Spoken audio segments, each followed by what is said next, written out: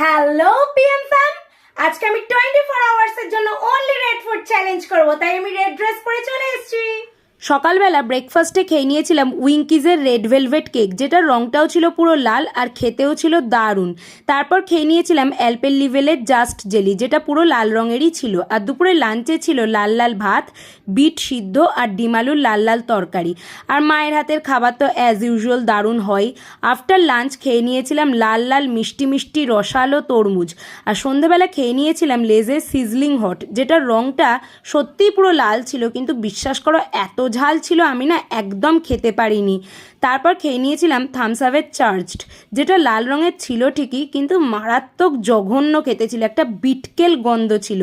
তারপর ডিনারের জন্য মা বানিয়ে দিয়েছিল মায়ের হাতে স্পেশাল রেড সস পাস্তা, আর যেটা তো খেতে সুপার ইয়াম্মি হয়েছিল। এইভাবেই আজকে রেড ফুড চ্যালেঞ্জটা শেষ করলাম। বাই।